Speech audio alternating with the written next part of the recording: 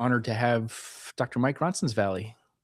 How we doing, guys? Thanks so much for being with us today, Trevor. This is Yeah, going to be fun. it is going to be a lot of fun. So for those of you that have been following us this last month, we put out a challenge called the expectation gap.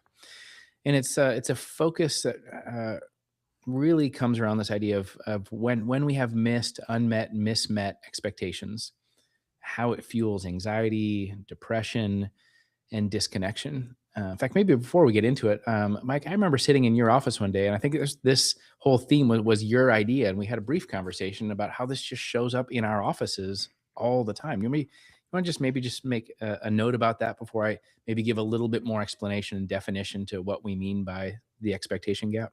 Yeah, yeah. Trevor and I were having a conversation, and it just hit us that a lot of anxiety and depression and marital problems, all these pieces of the puzzle of our emotional life that people bring into the offices at Livewell is rooted in unmet expectations. And really, the idea is when your experience doesn't meet your expectation, that's when all the problems start, right? So, yeah, Trevor, it's funny. It's actually kind of cool for us to be sitting here now on the end of a challenge where we've just gone through a lot of information and content about Yeah. just how important it is to know what to do when your expectations in life aren't met. Right, right.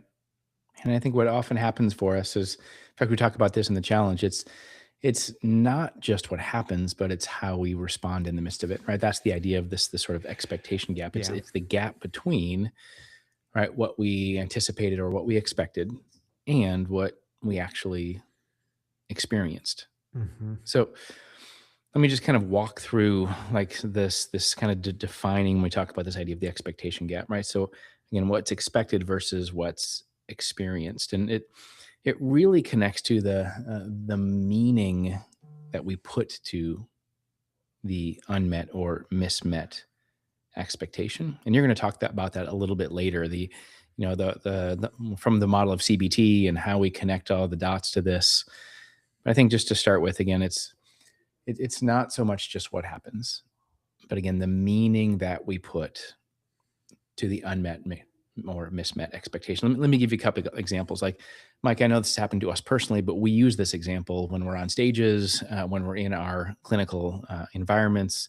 So one of the common examples of this is, think about this. Think you got it. Maybe you sent a text to somebody that you love, right? Somebody that you know, and there's no response. Like a minute goes by, 2 minutes goes by, 5 minutes go by, right? And there's something kind of building in you. I know this has happened to me, Mike. I'm sure it's probably happened to you, right? Everyone who's gonna, join us and see this, it's happened, right? And what's happening in the midst of that is there's this expectation, right? That Mhm. instantly that person is going to see our text, they're going to read it, and they're going to have a quick response for us. But when time starts to pass, the expectation is unmet. Yep. And then what often happens is we start to spiral. Like, I know when I talk with clients about this in the office, I just ask them, like, what are the thoughts that show up for you? Right. And it's like, oh no, maybe I did something, maybe I got them mad, or maybe they're mad at me, or maybe I didn't do something, or maybe they're ghosting me, or maybe there's like a tragedy, maybe they're in trouble, right? We just spiral, Yeah. spiral, spiral, right? Because again, we have this expectation that they're going to text us back right away. And when they don't, again, we put meaning to it. I think another common example for, again, just the relevance of this idea of the expectation gap. When I work with couples in the office, I use this example often, which is the idea of maybe one member of the couple, is home and in the family room. The other member of the couple comes home. Maybe it's after a busy day of work, or they've come home from running errands, and the other person, right, the person who walks through the front door, they have this expectation, the expectation that they're going to greet me. "Oh, it's so great to see you. How was your day?" They're going to give me a hug. They're going to hand me, my favorite drink, right? Like, we come up with all of these expectations. But what happens is you walk through the front door, The person doesn't look up, the person doesn't get up, the person doesn't say anything, and then we put meaning to it. That they must be mad at me. I must have done something wrong. They must have found something out, that I've been keeping a secret or whatever it might be, right? And it's that kind of, we talked about this anxiety, depression, disconnectedness, right? That it happens when we fill that gap, Mhm. right? With that kind of layer of meaning. So, Mike, why don't you just talk us like the kind of the core concepts behind all of this, and kind of from the clinical to the practical. Yeah. Yeah, let's do it. So let's start with something that's ultimately foundational to the idea of the expectation gap, but really it's really foundational to our emotional life in general. The truth is, your brain's not just reacting to life, your brain is constantly always predicting, right? It's running what we in the business call the internal forecast, right? At times, your brain is just asking, what do I think is going to happen next? Mm, Like, what do I anticipate is coming down the pike? Let me stack the deck. And we spend so much time trying to figure out and forecast the future, right? And at all times, really, neurologically, your brain is asking, okay, what's going to happen? And those expectations that your brain builds in those moments are not neutral. They're not just preferences. They're often something much mm, stronger.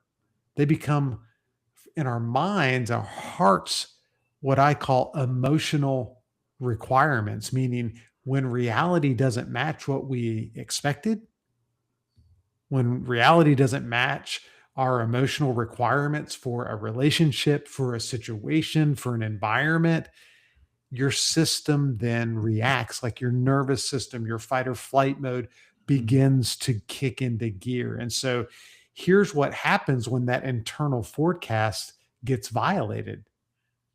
Number one, your body responds, right? So you feel it mm. physically. And there are people watching this right now, Trevor. They know exactly what I'm talking about. Now, I Yeah. know, you know, there are Right. moments where someone Yeah. says something. It could be a spouse, it could be a kid. And man, if it's not what I think they should say or what I was expecting them to say, or your chest gets tight, Yeah. you start to feel it physically. The tension in some of your jaws, man, you could create diamonds out of coal in your mouth if you just clamp down Yeah. hard enough for long enough. There's that feeling in your stomach, your racing heart, your body responds, right? That's one thing. Secondly, there's a mental response. Trevor Mm, alluded to this earlier. Your brain starts spinning. That happens when you're in fight or flight mode. You replay things, you feel the urgency, you start asking yourself, what if this happens? And then what if that happens? And you're playing it over and over and over again in your mind. And most of the time, when the expectations aren't met, we're catastrophizing. yeah. You ever heard that word? That means you are taking what could happen and you are carrying it out to its logical worst conclusion, and it feels real to you. Like that's what feels Mm, normal. And it's almost like we're convinced that's what's going to happen next. And then third, it's going to impact your behavior, right? And we all have different responses to this. Like some of us are just going to try to fix it. We're going to try to control it. Some of us are going to try to avoid it. Some of us come in with people pleasing strategies. There's all kinds of ways that you can respond to it. A lot of times you just shut down. yeah. You just stop processing. And so everything we just talked about, your brain and your body's response to an unmet expectation fits perfectly into that cognitive behavioral therapy model. And if you've been on the Live Well coaching platform or you've visited the Live Well behavioral health clinics for any length of time, you have been exposed to cognitive behavioral strategies.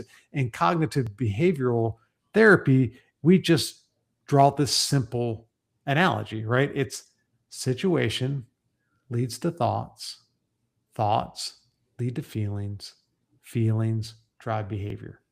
Thoughts lead to feelings. Feelings drive behavior. Mm. And here's the key piece: the expectation gap lives in your thought life, it lives in the meaning. It's not just what happens, it's what you expected it to mean. Mhm.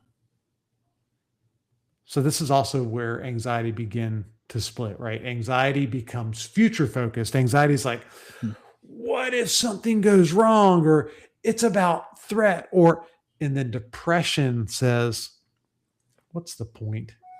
It's Yeah. it's about loss, it's about defeat, it's about hopelessness, it's about I'm never going to get what I want. It's about how this feels to be in this place again. I'm here again with you. Uh, makes me want to throw up. Right? That's depression. So when the expectation gap shows up, your brain's going to try to fill it, and it usually fills it with the cognitive distortions. Yeah. Because that's, we said the problem is in the meaning, it's in the thought level. And it's things like, they should have done that. I should have done that. Why didn't I do that?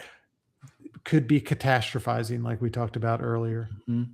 This is gonna ruin everything. I can't believe we'll never be the same. We'll never climb ourselves out of this situation in the business. We'll never be able to fix the relationship.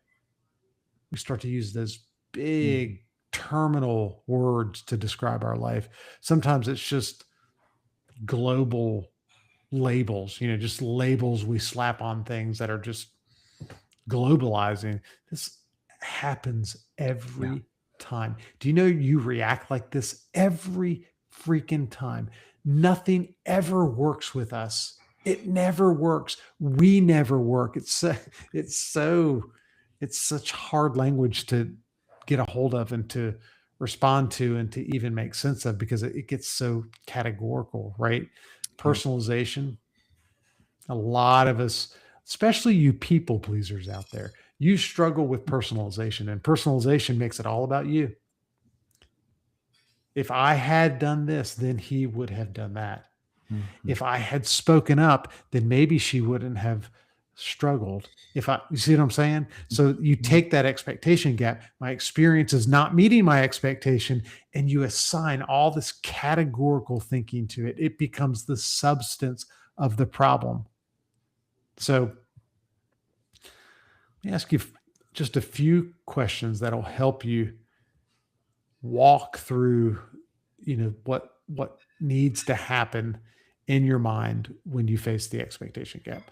Number Mhm. one, what actually happened? What actually happened? Define it, write it down. Then number two, what did I expect would happen? Mhm. Just those two questions, pretty powerful, because you start to highlight, okay, now I see where the expectation gap is coming into play, because I actually expected something to happen, and this is very inconsistent with my reality. Yeah. Third question is, what do I feel? Disappointed. I'm hurt. I'm lost. I'm angry. I'm hopeless. I'm despondent. Those emotions begin to fuel the emotional reactivity in that moment. And then this is massive. This is huge. If you can get to this level, guys, you're kind of like this is the masterclass piece, right? What did I make it mean? What did it mean to me that it played out this way? Mhm. Yeah. All right, Trevor, Yeah. you want to talk about just some of the ways this plays out in relationships? Because I know for me, when I work with couples in the clinical office, Mhm. a lot of their problems are connected to lack of expectations being met in a Right. relationship. And as a marriage and family therapist, this is a big piece of your work. I'm sure when you're working with couples, man, you're spinning and weaving stories around this all the time, aren't you? Oh, absolutely. Absolutely. Yeah. Um, as we think about that, and again, this, let me go back to the challenge. If you got to join us for the challenge, you probably remember, I think in that 10 days, 5 of those days we dedicated to this relational theme. In fact, I Mhm. think Mike, right, we organized the first 5 days was about expectations with self, which you're going to talk about in a little bit, and then the other 5 days in this challenge, again, this idea of relational expectations with others. And just as you said, this comes up all the time, and particularly as we focus on this area of the relational themes. So I think one of the most common uh, is the unspoken expectations. Like this happens all the time, right? Like we hold people accountable to standards that we never actually communicated.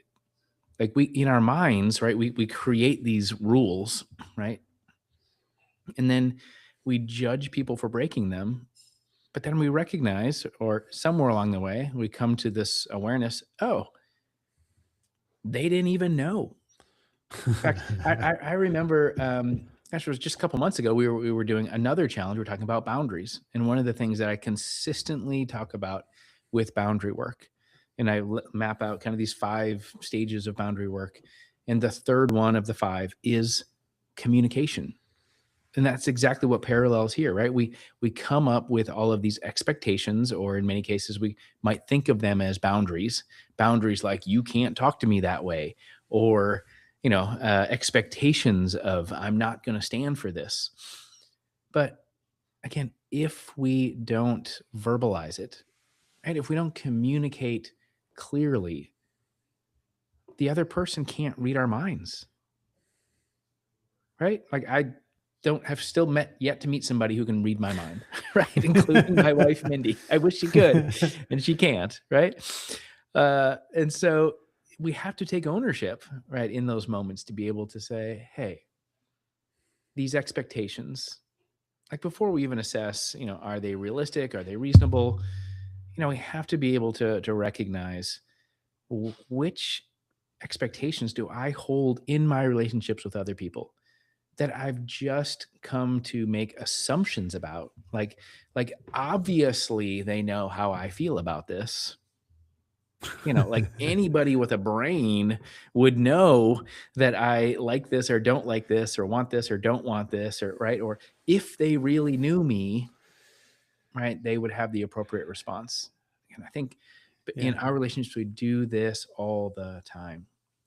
Trevor, Yeah. let me ask you a question.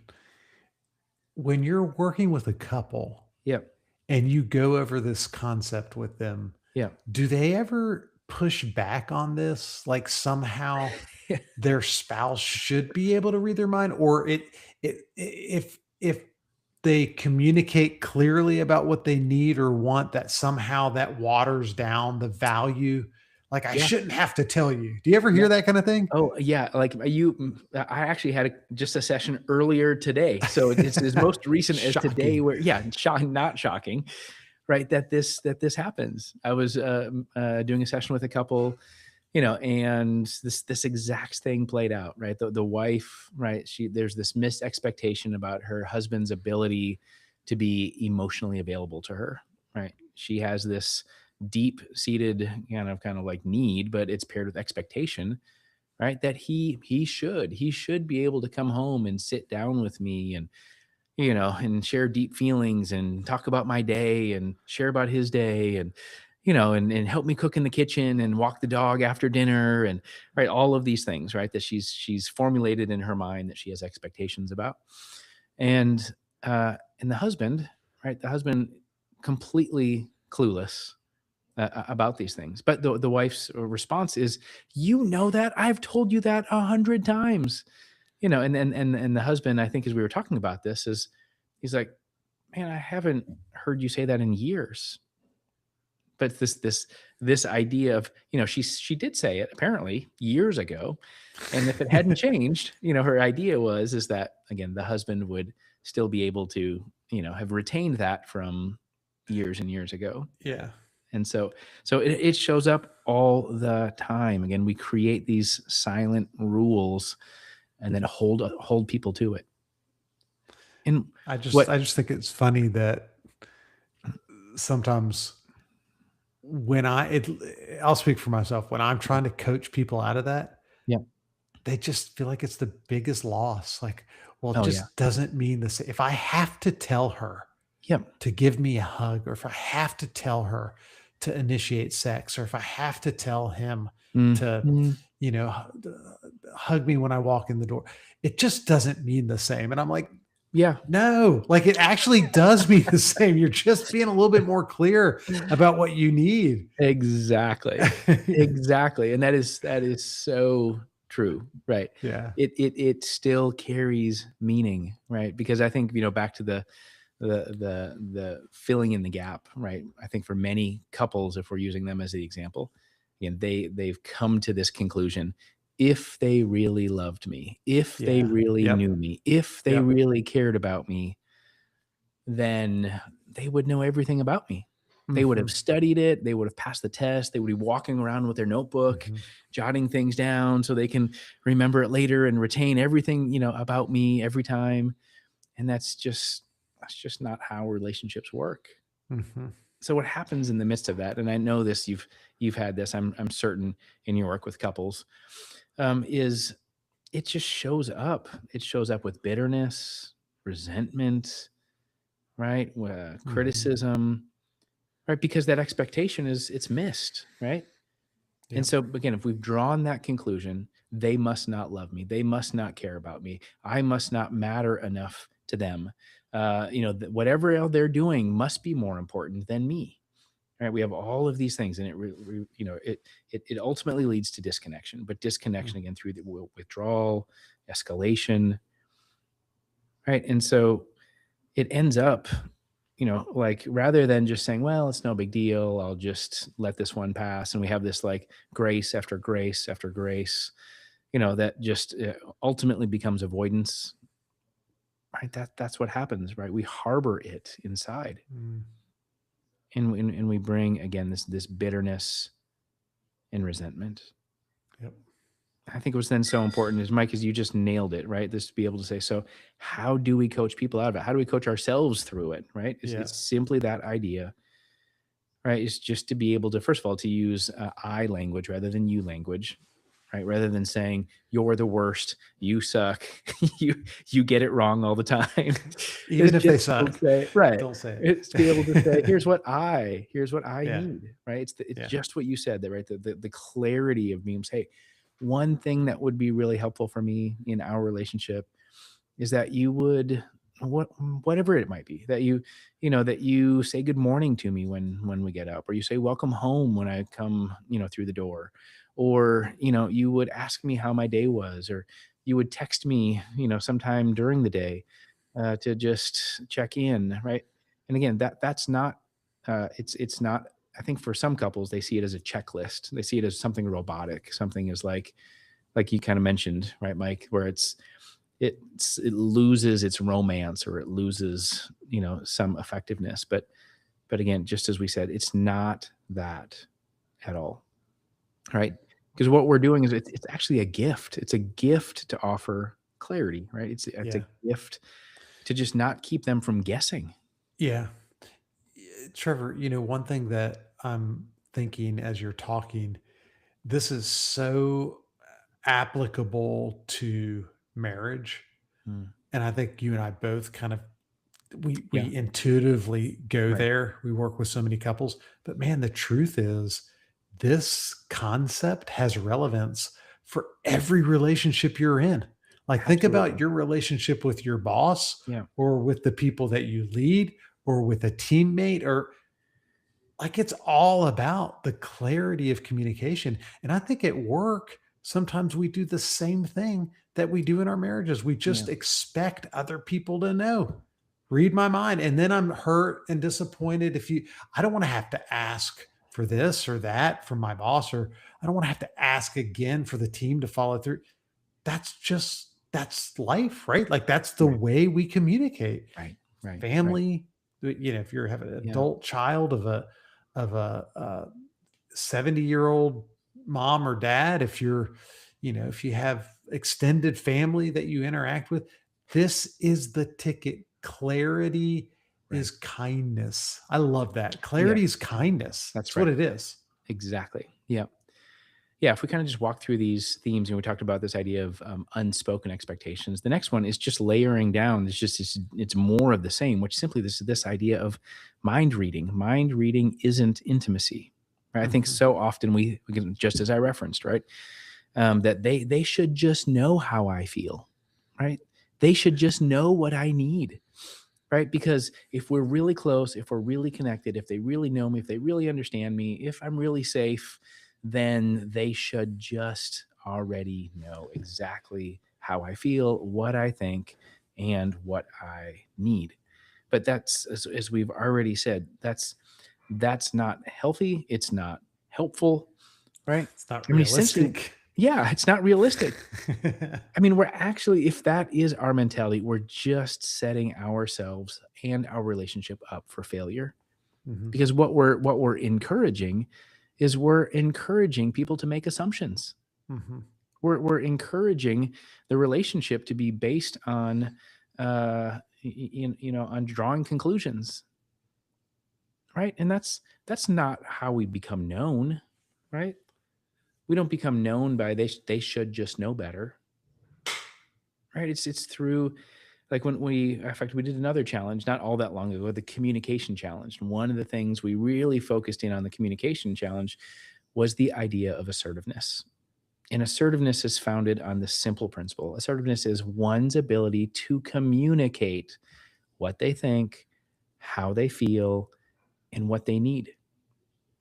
That's actually, like, every communication has to have a sender and a receiver, right? So somebody has to be the sender. Somebody has to be, owning it and taking responsibility for it. Again, rather than this idea of, well, yet they should just know better. Again, if they Mhm. really loved me, if they really cared about me, then again, fill in the blank. Rather than taking ownership to be able to say, hey, it's my, if I really want to be known and seen and heard, I have to do my part, Mm, which is I have to let them in. I have to let them know me. Right. yeah. Yeah. And then this third theme, which I think is so important, we actually focus on this in the challenges, is the value differences. And it's I I think it's happened so often where we just have this expectation that people not just think the way we think and believe what we believe, but they value what we value. And so, and what we're doing is we're expecting somebody to have the same mind that we do, right? Yeah. And the reality is they don't. They didn't grow up in the same family. They didn't grow up with the same experiences. They may or may not have, align with the same faith, right? And so, for lots of reasons, we're all uniquely, we're formed, right, with a particular value system. And it's I think what's so important is we become polarized in our values, right? If they don't think the way I think, then there must be something wrong or bad. If they don't value with what I value, then they must reject me, or they must not love me, or they must not understand me. And we become very rigid in our thinking, very Mhm. polarized in our approaches, rather than being able to just hold two simple truths at the same time. Right, and it's back to this meaning part that you were talking about earlier, Mike, to be able to kinda catch, right? We talked about in CBT kind of catching that thought, that distortion, right? Challenging it. Do I really believe it? Is that really true? And then ultimately moving towards changing, right? Yeah. Changing it in a way, and in this case, to be able to say, "Hey, it might have nothing to do with the fact that they, understand me, love me, care about me. It simply might just be this idea of, a held value." Like, I'll give Yeah. you an example. Um, like, I keep my car as clean as possible. So every time I get in it, I take with me what I need, and then every time I get out of it, I take those things out of it, right? So there's no trash in my car, there's no empty bottles in my car, there's no, yesterday's coffee cup in my car. Like, I'm pretty particular about that, right? Because for whatever reason, from all of the formative things in my life, I've just come to this place where, like, hey, I value getting into my car and having that clean space, right? But not everybody does, right? So people, that have ridden with me and, they like, we get a bite to eat and, if it's fast food and they just throw the bag, in the back seat or, Sorry, Trevor. Yeah. yeah, not you. Right. Or spill something and like, not bother to clean it up or even apologize for it. Right. And it's not that because they're bad people. It's not because they don't love me. It's Yeah. because they don't hold the same value. I know that's a silly one, but it's I oftentimes that common, right? I think it's a natural part of the human experience. I know even in my marriage, Yeah. there have been things that have been confusing for me over the years, like really confusing with Crystal. Yeah. She's a very complicated woman. And I can remember times like where I'd get like really passionate Yeah. about something, like really like politics. I can't believe. Can you believe, Crystal, that this politician said that? That is Right. crazy.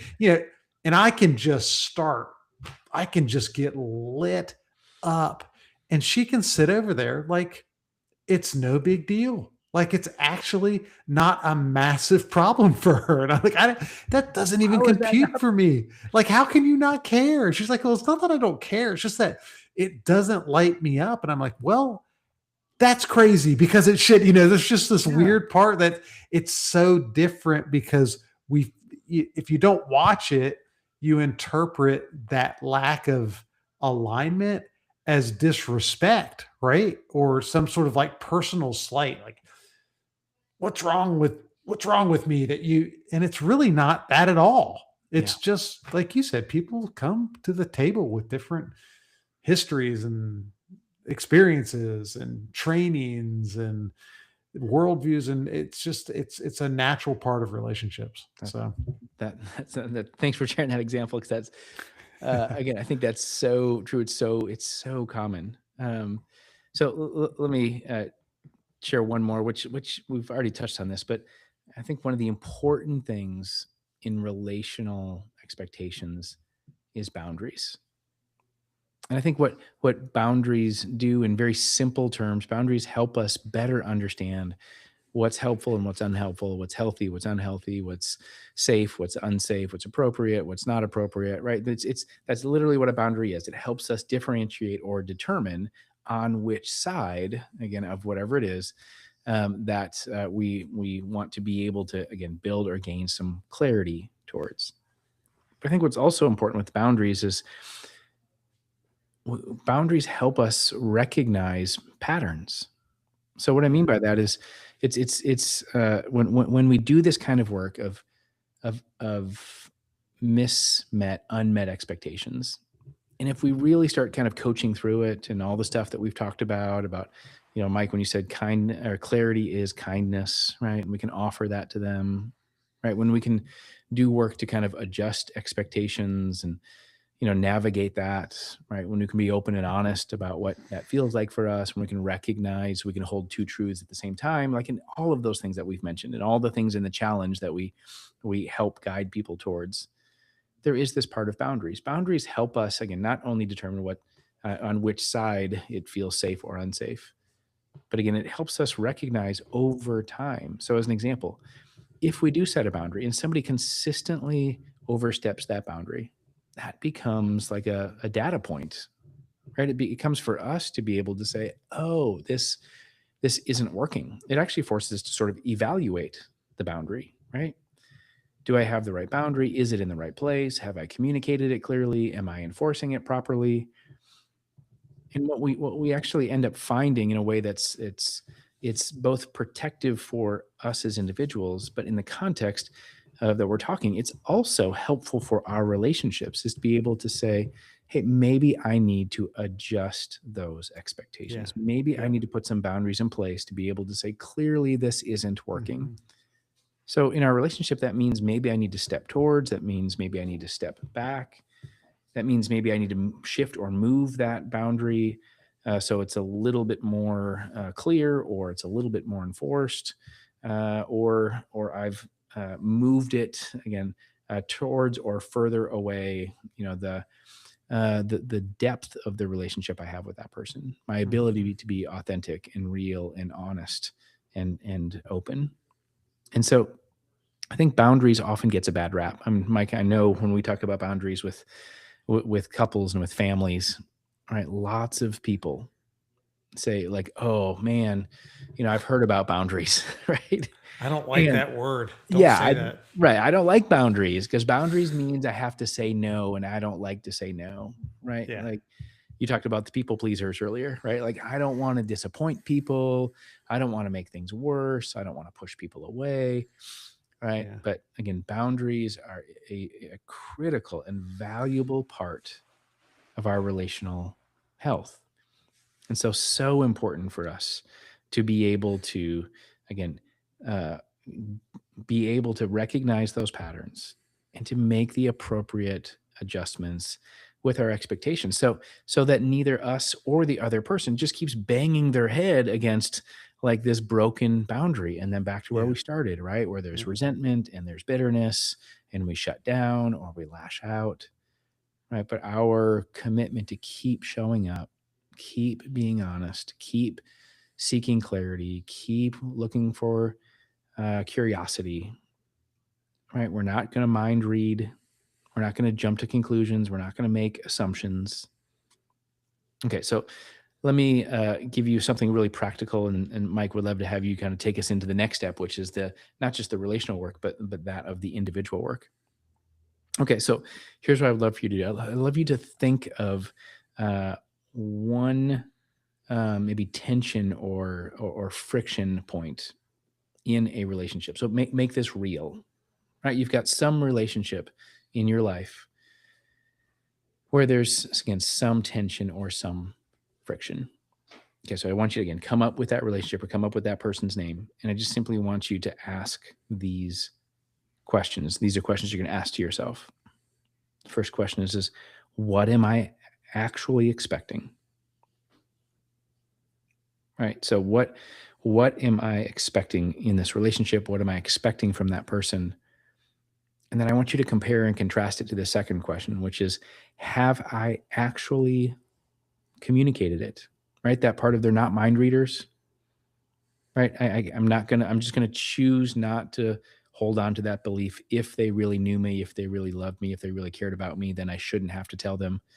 Right. But again, this idea of have I actually communicated? In fact, if you want to take that a step later, is how have I actually communicated? Have I done a good job? Right. Because it's the ownership part of this work. Okay. Then the third question is it realistic? Right, it's one thing to be able to have an expectation. It's another thing to be able to say, I have a realistic expectation. And I think what's important to note about that is expectations change just like situations change, just like seasons of life change.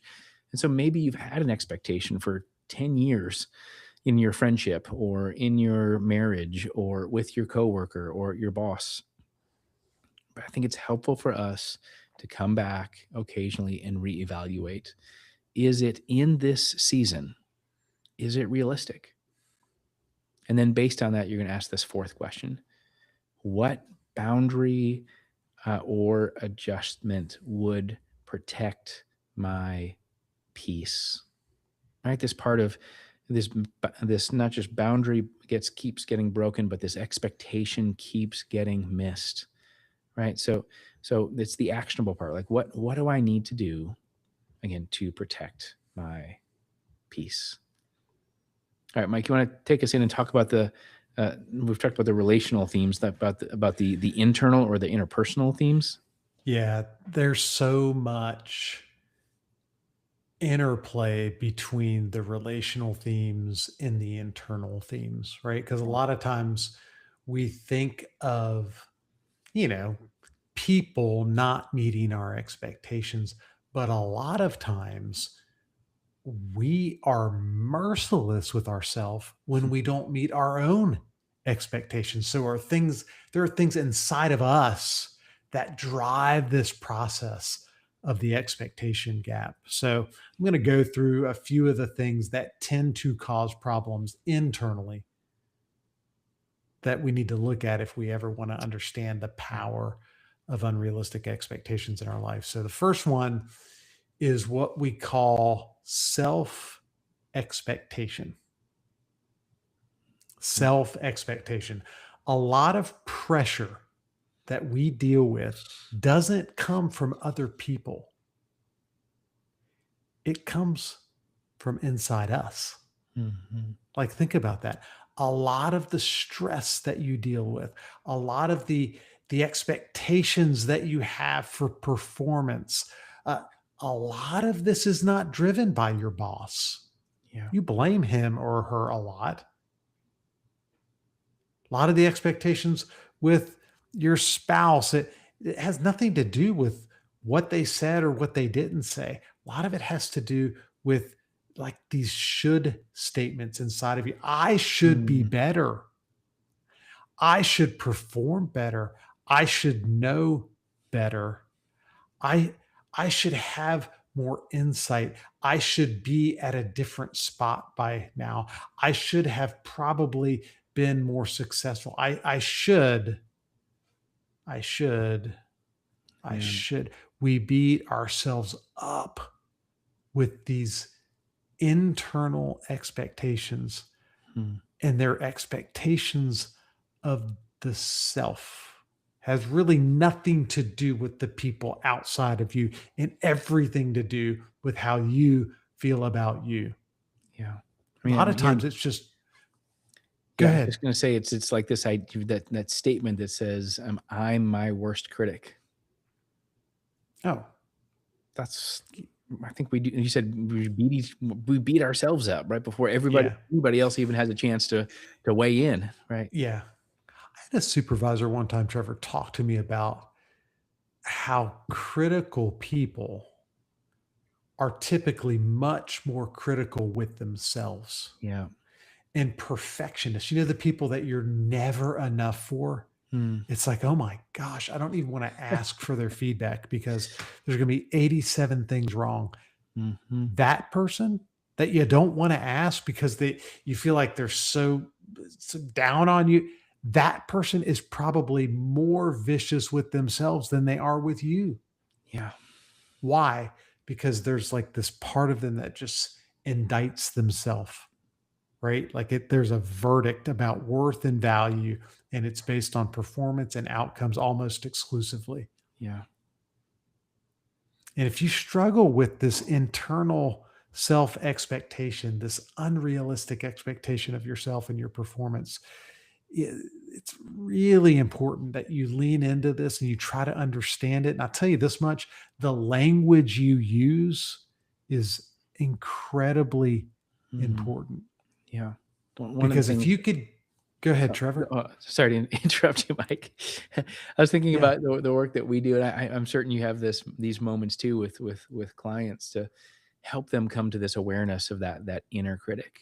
I mean, simply this idea of like, man, I would never talk like that to a friend, right? Somebody that I care about, and yet somehow that's exactly how I talk to myself, Mhm. right? And helping people connect the dots of like, man, if we could just be a fraction of kindness towards ourselves the way that we want to be towards others, Yeah. like what a difference that would make, right? Yeah. It's really weird, man. I agree with you wholeheartedly, and it's hard to understand like why this is so intuitive for so many of us, Yeah. but it is. Like Yeah. yeah, that old adage, I like you said, I'm my own worst critic. Well, that Mhm. resonates with people because it's so true. Because Right. people hear it, they're like, "Well, yeah, that's Yeah. kinda me?" And Right. so I think the language is important though. I think the language is massive because if if you can get "I should" off of the table, Mhm. like, just attempt to not say it to yourself anymore. Who says you should?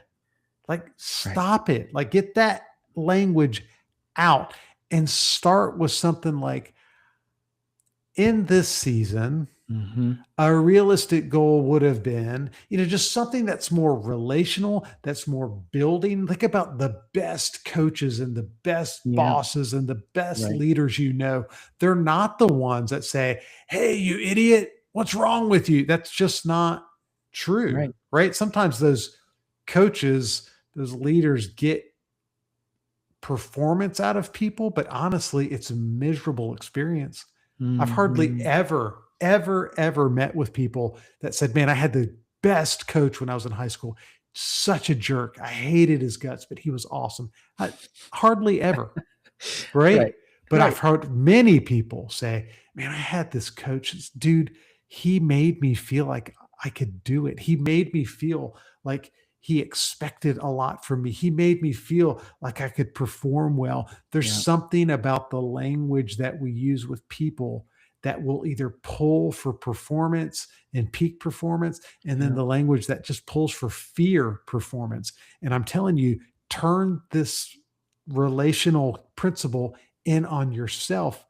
Don't use the language of fear any longer. Right. Refuse to do it. I should be off the table, and learn to talk to yourself in a way that those incredible coaches talk to you in high school. You've got this. You messed up. You Mhm. did, but I know you can do better. And here's how. And this is an opportunity for change. And this is a realistic goal for this season of your life. And those are the kinds of things that will help you crush the power of that critical spirit in your head. And we Yeah. want to silence the inner critic. That's good. So that's the first theme. That's good. Yeah. What about old stories? It's another thing Mhm. that we run across. I'm a cognitive behavioral therapist, and I talk a lot with people about core beliefs.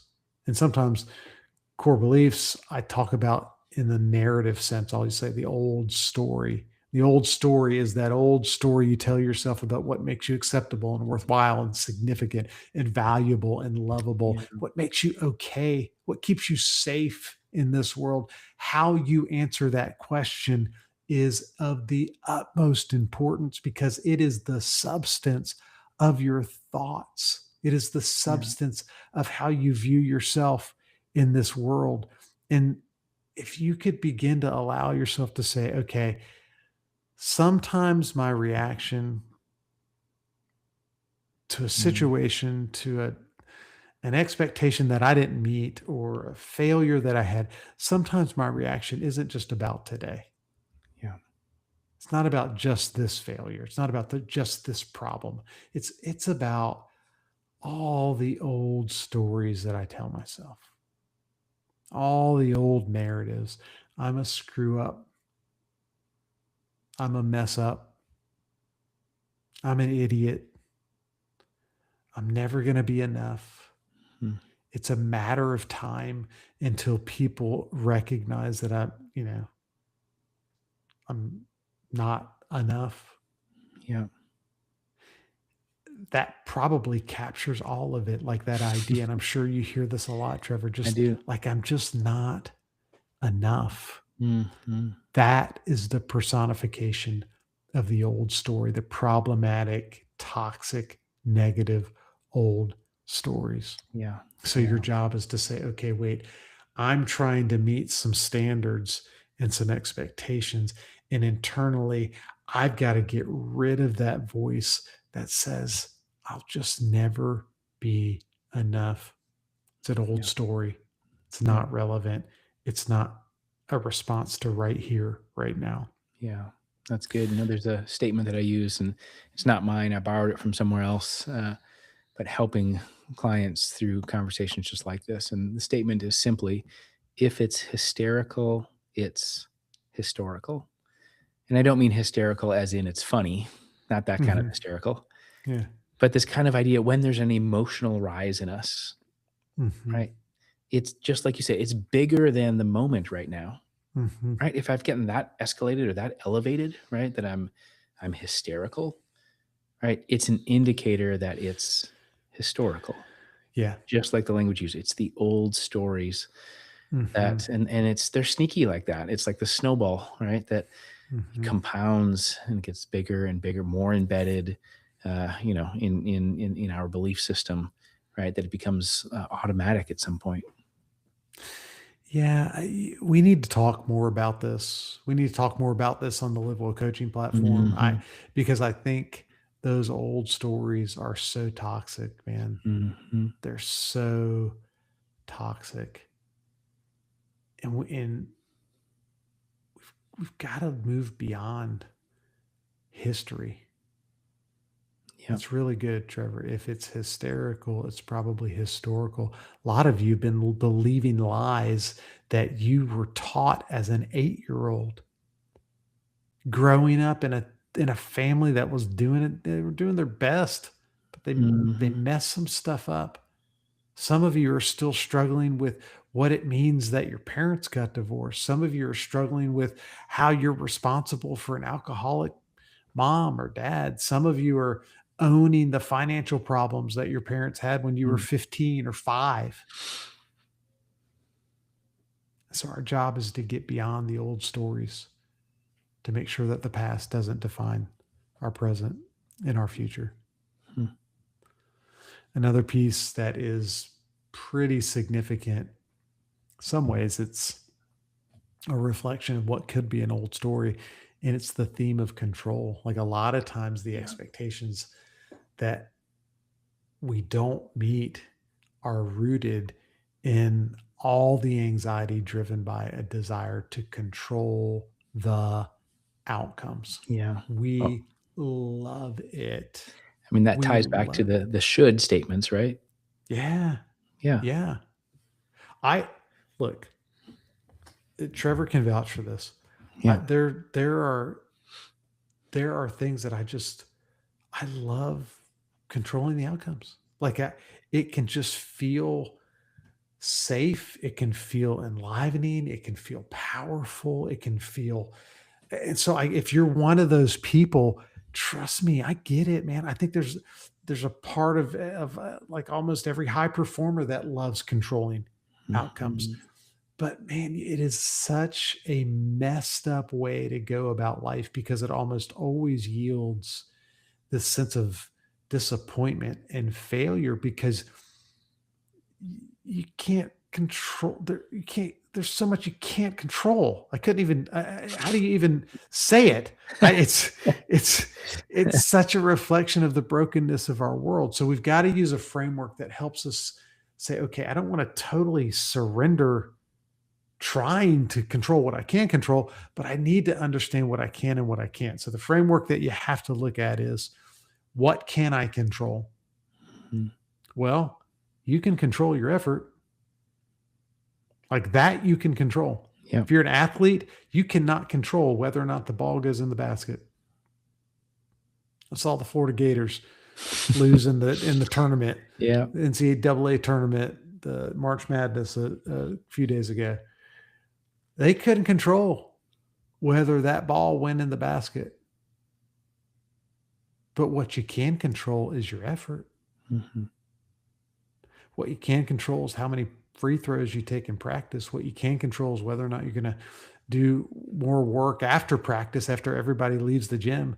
Those Right. are those old stories that we've heard about athletes like Kobe Bryant that practice is over and he stays and shoots 1,000 free throws.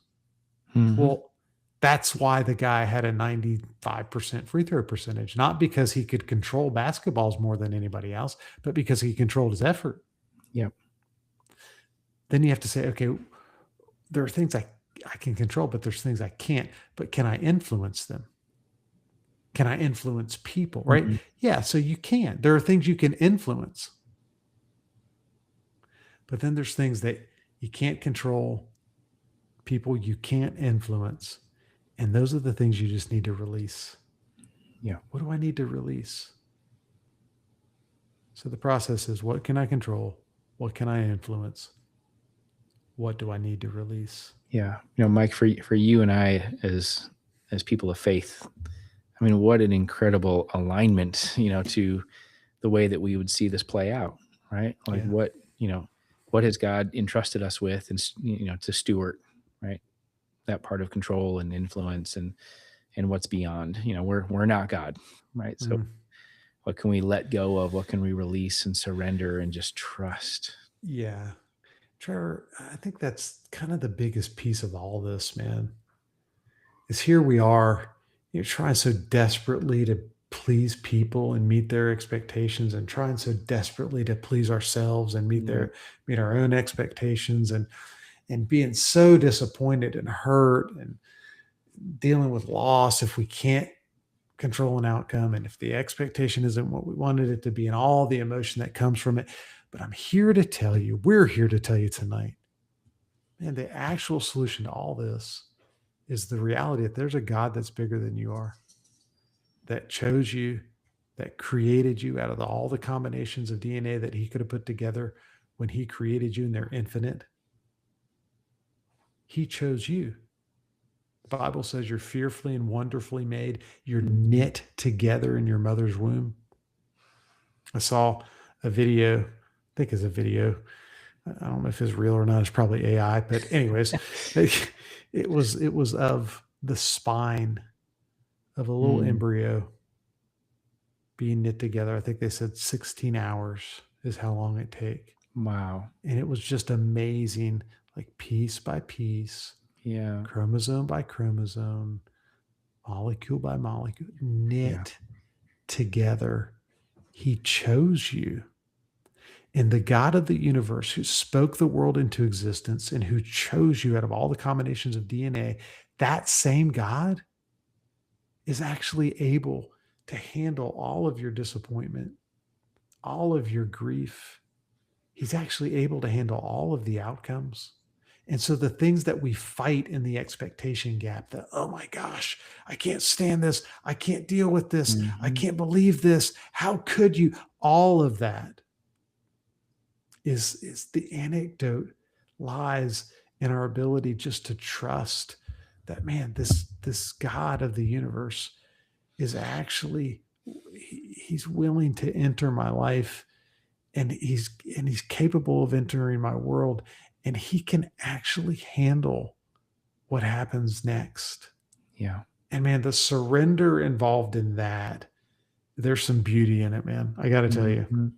Yeah, it actually what an incredible relief, right, to be able to hold what you just shared, right, and to know that because release is not giving up, right? It actually takes incredible courage, strength, right, discernment, right, to be able to let go. I Yeah. think so many people see that as a sign of weakness. But if we can just flip the script on that, right, man, what an incredibly strong, right, like conviction it takes to Yeah. be able to release, to be able to surrender. And I think when we do it, man, there's a trust in that that's huge Mhm. for us, right? Because so much of the expectation gap is the grief, right? So much of the expectation Yeah. gap is, oh man, I thought by now I'd fill in the blank. I thought by now my wife would be more, loving. I thought by now my husband wouldn't, play video games all the time. I thought by now I'd be further along in my career. I just thought by now, I thought by now I could have a job that wasn't so frustrating and so hard. I thought by now my mom and I would be able to coexist in the same room. There's so many things that we just uh, want to hold on to, Mhm. and just, but I have to have it this way. And man, the surrender of just saying, but you know what, God, it's all yours anyways. Who cares what I thought would happen at this point? I can just grieve that.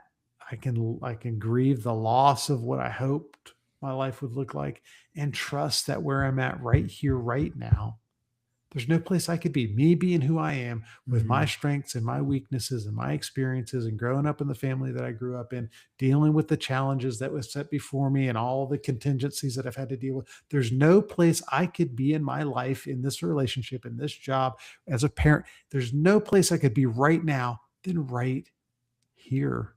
Yeah. Yeah. And the surrender to that, the yielding to that, man, the expectation gap begins to fade. It doesn't have the same power in our Right, life right. anymore. We talked about CBT, and if you've been in anybody who's joined us in Live Well Coaching, we talk about a lot of acronyms that come from clinical models. And Mike, as I'm hearing you talk about that, that's this whole shift in our posture just so aligns with another model we called ACT, acceptance and commitment therapy. And we use this for Yeah. anxiety, for depression, for addiction, OCD, which is a form of addiction or of anxiety, and so many other treatments. But the simple foundation is just that, right? To be able to accept I can't control the outcomes, I can't be in charge of everything, and then to be able to simply have that commitment. But I, and like you said earlier, but I can be in charge of me, and Yeah. I can choose the next healthy step. And I mean, what an important like thing, just a framework to embrace. Yeah. Yeah. All right, Uh, I'm gonna give you yeah. guys the playbook. All right, here's how you integrate everything we've talked about, and you put it in just a few simple steps to mine the expectation gap. Okay, here we go. Step one: name the gap. Just name it, verbalize Mm, it. What happened? What did I expect? What did I feel? What did it mean to me that she disappointed me? That he didn't follow through? Name it. mm, Step two, check the source. This is huge. If you can figure out the source, it's going to cease to have as much power. Is this a right. value? Is this a fear? Is this one of those old stories that we were talking about? Mike and Trevor were talking about? Is this grief and loss? If I wish by now, is it that? Name it. Check the source. Step three, translate the should. Move from the verdict to the direction. In other words, stop going, I should have just done this, and get yourself to the point to where you just use different language. Yeah. This is an opportunity for me to grow. I'm going to move through it in this season of my life. Step four, communicate one clear request, draw a boundary. And step five is adjust your expectations. Adjust your expectations. Yeah. Man, that's All right. so good. I know we're at the end of our time. I know we need to wrap up, but I also know that Mike, you and I could talk for another hour. So we better land If this there's this plane, right? anything we can do, Trevor, it's talk, man. I Oh think gosh. that we know. That's right. That's right. Okay, so let's we talked about this challenge at the beginning and then throughout. We've talked about this challenge that we've just wrapped up. Some of you joined us. Some of you are hearing about it for the first time. So we have this 10-day challenge simply called the expectation gap, and you can find that in Live Well Coaching. So you can go to livewell-coaching.com and you can find that challenge. And then when you're looking through the site, you'll find a dozen other challenges which are just as meaningful and helpful. Would encourage you to explore all of them. And when you do, this is something we have found as we have gotten feedback, as we have had our own team go through this, is it's better together. And what I mean by that is don't do a challenge all by yourself. Invite somebody to do it with you. Right? Like Yeah. have a shared experience with somebody, right? Where you can go through some of those challenges are 10 days, some of them are 12 days, some of them are 14 days. Just go through each of those challenges. Mike, do you want to just talk a little bit about Live Well Coaching as a platform? Yeah. I mean, the heart behind Live Well Coaching is to give people access to information. We're in a culture right now where you could get unlimited information. Any one of you could go on Google right now and search expectations and how they mess up my life, and you'll get thousands and thousands and thousands of results. What Live Well Coaching is it's a hub of curated information put together by clinicians. Our team at LiveWell, we've got over 40 clinicians. This is psychiatrists and psychiatric nurse practitioners and psychologists and marriage and family therapists and clinical social workers and um, what Mental LMHC's, health the licensed counselors. mental health Yeah. counselors. Yeah, there's that little Yeah. detail. We've got all these people that are working together on this team who have collectively hundreds of years of experience, who Mhm. are curating information that you know this stuff that we're giving and providing to you on Live Well Coaching is it's good, solid, empirically validated information. And so it's sort of like turns the volume down on all the noise in the mental health space, and it gives you clear direction on specific challenges and courses and blogs and videos just like this one that contain the coping skills and the keys to the wisdom that you're looking for to go to walk through your life. Like that's what we've done on Live Well Coaching. So every month we do a new challenge. Every day we drop new content. Trevor and I do Mhm. all of the daily drops right now. And so on Mondays we talk about depression. On Tuesdays we talk about anxiety. On Wednesdays we talk about wellness. On Thursdays we talk about addiction. On Fridays we talk about relationships. Every day there's new content that we've curated that you have access to. In addition to that, we have an app that is on your phone that sort of gives you access to all of the information. In addition to that, we have a Live Well chatbot that ultimately is trained to answer your questions about mental health issues first using Live Well content. It's awesome. So if you're doing a challenge or you're completing a course on the Live Well coaching platform, to go to that chatbot and say, "Hey, when Mike was talking about this, or Trevor said this on this day, can you help me understand more?" That chatbot's going to answer, but it's going to answer with our curated information first. So our whole goal with Live Well Coaching is to give you information and content that allows you to get healthy and stay healthy and live well. Yeah, man, it's so good, Mike. Just hearing you talk about it, which I've heard you talk about it 100 times, I'm excited every time I hear about it because it's such an incredible tool and resource.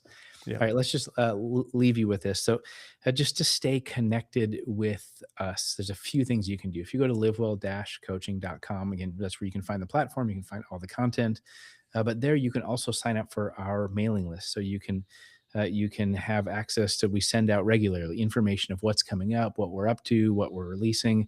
The other part is you can find us on Facebook, you can find us on Instagram, you can follow us here on YouTube to just stay up with the next challenge we've got coming, the blogs or articles we've produced, the next live stream that's coming. And so would love for you to stay connected with us and then just and share it with anyone and everyone you know, because again, this is an incredible resource. So I know we got to sign off, Mike. Mike, this is always fun.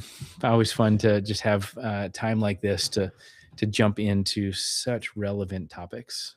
Yeah. Well, Trevor, thanks, man. Thanks for being here with me tonight. And um, it's always, I think, if nothing else, we have fun, right? So that's the good news. That's right. Yeah. All right, everyone. Again, thanks for joining us, and again, stay connected with us, and we look forward to connecting with you soon.